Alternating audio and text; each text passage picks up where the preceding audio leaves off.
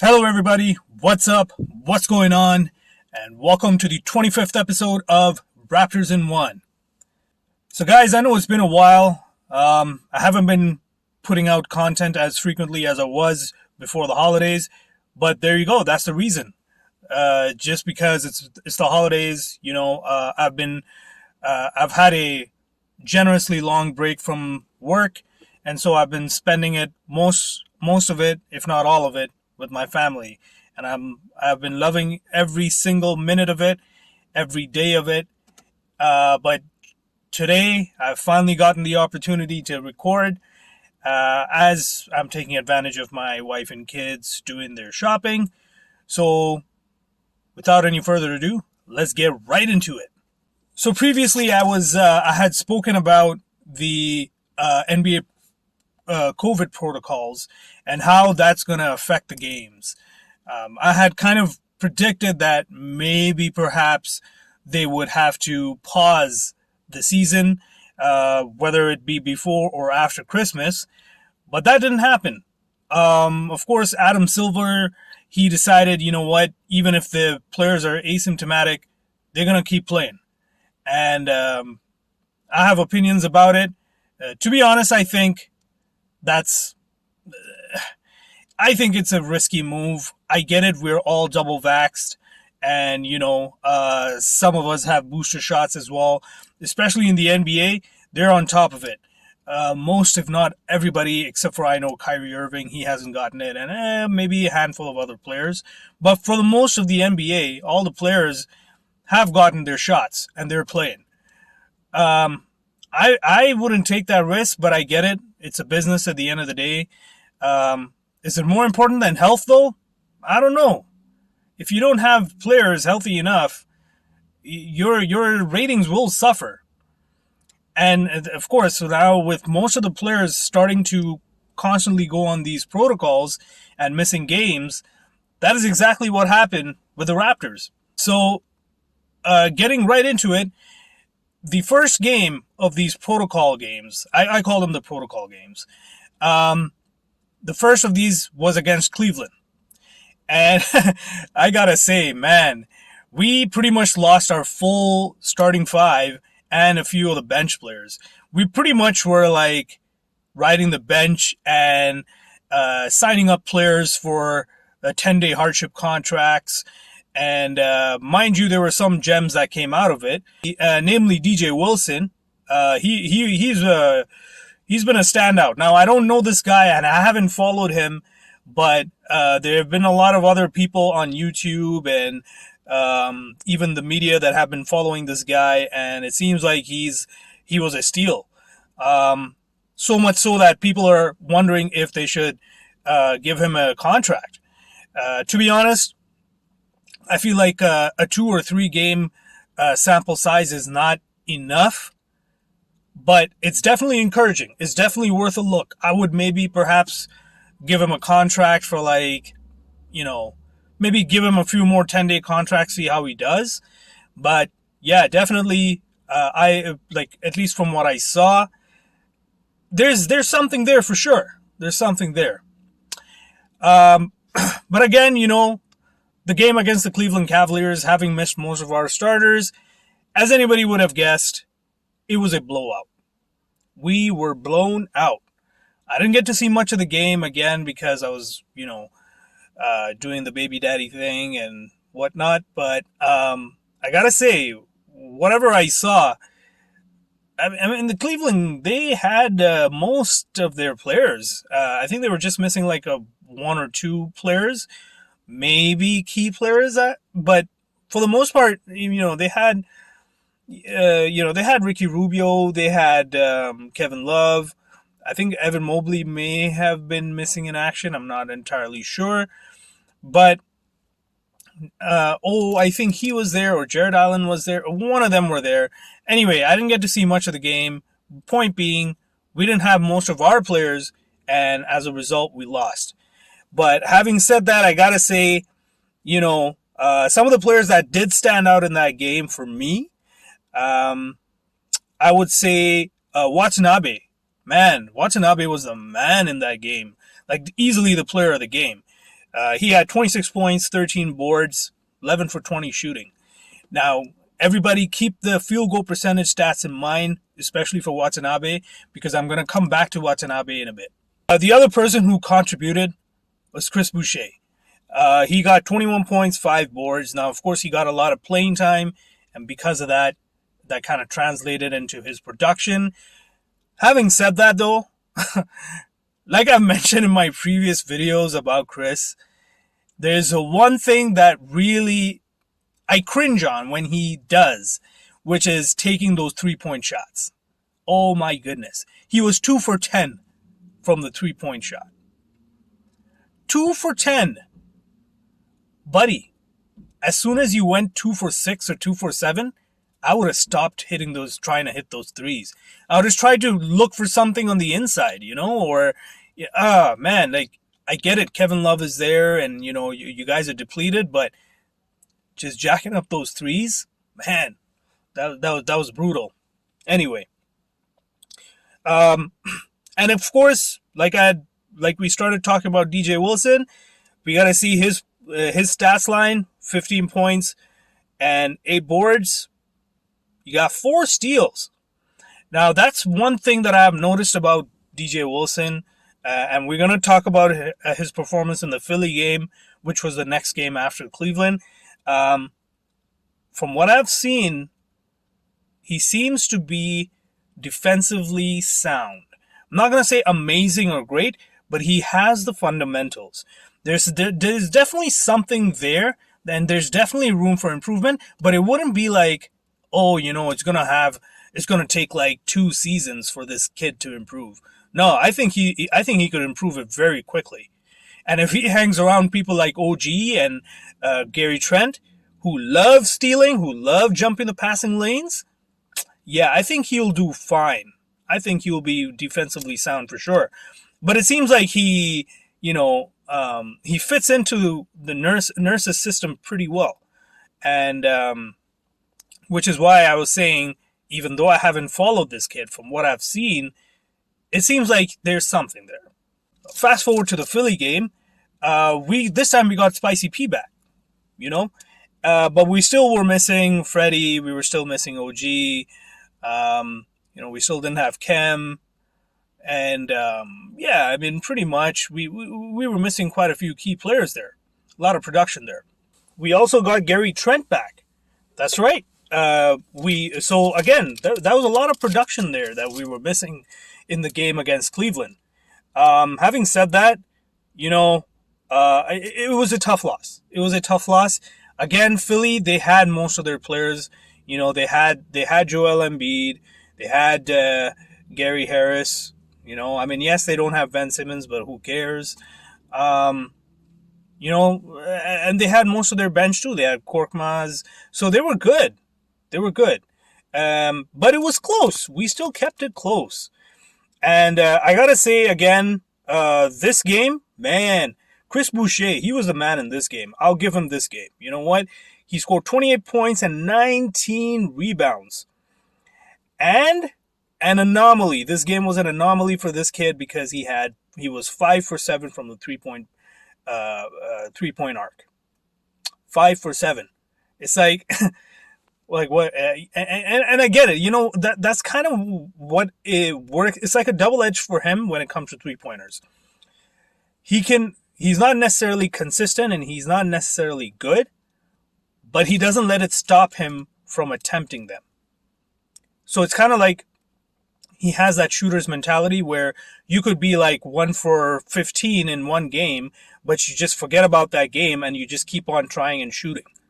Because good shooters keep shooting. They forget about the previous game. They forget about the previous performances, right? But I don't want Chris to be like that. I think we need him more to be in the paint, to muscle around, or even beat the bigger bigs off the bounce. I want him to be like that. But I get it. He's not a big person. I get it. Speaking of Spicy P, he was another player who he was really big. He also got 28 points, 8 assists, and 6 boards. Now, that was an encouraging stat, the assists, because that was one of the stats that I had that I said that, I don't know if I had mentioned in my previous videos. I feel like I did, because I felt like the next step that Siakam needs to take in order to get into the upper echelon of players of the league, to be an all-star, yes, he's an all-star. He's considered an all-star, but I feel like he's like at the lower end of the all-star spectrum. Like he could make the bench, But if you want to be a starter in the all-star game, and be considered as one of the top, top 10, at least in your position, the next steps that he needed to take was to be able to be a good ball distributor, which means he needs to see the floor well. Of course, that ties in with the game IQ as well. Improve on his three-point shooting. But hey, he's got the passing well, and I feel like he's starting to trust his teammates more. And his teammates are, rewarding his trust. So that's good. It's the right step, right direction. Then we got Watanabe again. He 10 points, 4 boards, and he was 4 for 6 from the field goal percentage. Again, like I said, keep that field goal percentage in mind. And of course, DJ Wilson, he had 9.6 boards. Again, with the minutes that he had, he performed extremely well. So now we're going to go into the last game of the year, 2021. And this was against the LA Clippers. Oh man, this was a good game. We won this game, and this was a must-win game. Like, we really needed this win. And this was a good way to end the year, especially with the way we had dropped the last 2 or 3 games. This was perfect to end the year. No surprise, we got most of our players back in this game. OG was back. We got Van Vliet, he was back. Now we have Siakam already, and we have Gary Trent Jr. So we had our starting 5. And of course, that made a difference. We noticed it. The player of the game for that one, Freddie. Oh man, his first game back, and the way he responded, that was amazing. And again, we're gonna get back to Freddie as well once I cover the next game, which is the New York Knicks. But now coming back to the Clippers, his stat line: 31 points, 9 assists, 4 boards with 2 steals. 9 assists, man. Like I said, if he, as a point guard, can have north of 5 assists every game, he would be exactly the point guard that we need. And he has responded. He's responded well, and he's definitely the floor general. I already gave him the title of floor general like 3 or 4 videos ago. But yeah, he's definitely a solid floor general, capable replacement for Kyle Lowry, and I feel like with more experience, he's only going to get better, and he's making a case for himself to be an all-star. OG was back. He played very well too, man. Like, he had 26 points, 6 boards, and 4 steals. He didn't skip a beat. He didn't. It didn't matter if he had that hip pointer injury or if he was on the COVID protocols. He came back and he picked up right where he left off. His production was there, north of 20 points. And of course, the steals. The defense is what's impressive about OG and exactly what we need from him. Spicy P, man. The last game, Chris Boucher got 19 boards. This game, Spicy P got the 19 boards to go along with his 25 points. Now, Boucher, of course, with the production of the starters, his minutes were limited. Of course, his production was limited a little bit, but he still had a very good game. Yes, he had only 6 points, but he had 9 boards, and that is exactly what we need from him. We don't have a true center. We don't have a solid center. So we need to have him grab those kind of boards. Between Siakam and Boucher, we have 28 boards. That's amazing. And of course, that resulted in a in a win for us. Now, finally, the last game that they played, and it was the first game of the year, we played against the New York Knicks. Oh boy, this was an amazing game to watch. The perfect way to start the new year. Oh, let's get right into those stats, man. Okay, so we had, in this game we got my boy Scotty Barnes. He was back. All right. So, again, man of the match or player of the game, whatever you want to call it, Freddie VanVleet. Look at the stat line, ladies and gents. 35 points, 5 assists, 5 boards. You know, those are all-star stats. And speaking of all-star, if you haven't already voted, guys and gals, vote for your favorite Raptors players to make that all-star team. I already have. I went on the website. I'm going to do it on Twitter as well. And then we got Siakam. Here's another game. Back-to-back games. 20 points, 7 assists, 14 boards. Just think about that. He's got 7 assists. And now, like I said, this is the next step for Siakam. If he can take that step, start distributing the ball more, he will be a threat for sure. He's starting to see the floor better now. The game has slowed down for him. And of course, his IQ has gotten better. And you know, all of this comes down to him getting to know the tendencies of his players, where to look for them, what they do, where they want the ball. And he's starting to see it, and it's paying off. OG didn't necessarily have that great of a game. It was an alright game for him. He did what he needed to do. 14 points, 3 boards, but again, it's the steals. He's got 3 steals, and he loves jumping those passing lanes, and he is very good at it. Scotty Barnes, his first game back. I have to talk about Scotty Barnes. 13 points, 4 boards, 4 of 9 field goal percentage. That is not bad. You know, he did what he had to do, but considering, you know, the break that he had from the court and coming back, he did well in my books. For a rookie, man, he's such a mature player. And he's such high IQ. Like, this guy has to be the rookie of the year. I don't care. Even if he doesn't get the rookie of the year, he's already the rookie of the year in my books. Raptors in 1, baby. Now, Boucher, he didn't do too bad as well. He got 12 points, 4 boards, 2 blocks, 2 steals. So I'm going to talk about Boucher and Watanabe. And the bench in general. It seems like the bench is slowly starting to come around. They're starting to accept the roles, understand the roles, and play within it. They're not trying to do too much, of course.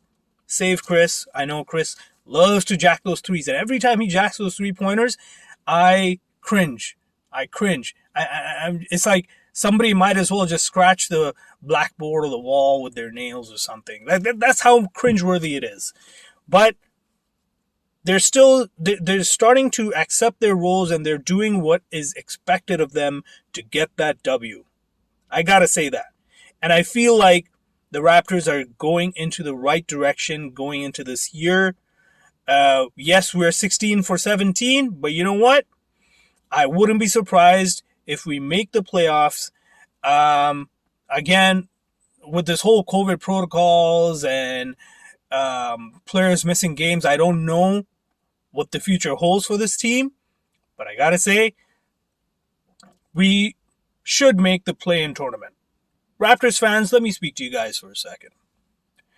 I know if you have been watching my previous videos, you would have realized that this season is not our championship season. Having said that, we're not bad off.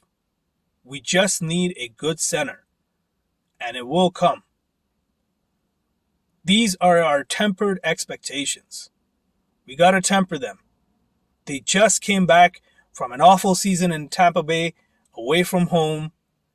They're finally home. They got to get used to the new personnel. Everybody's got to get used to the system. Of course, the veterans, they need to, and they are starting to accept those leadership positions. And It will come around. But these are just growing pains, guys. We cannot expect them to perform at an elite level. Having said that, though, in my books, I feel like they have met my expectations so far. I knew the struggles would be there, but I would even go ahead and say they have slightly exceeded my expectations. I didn't expect them, especially with this whole COVID protocols and, players getting, of course, our center position being overwhelmed almost every game.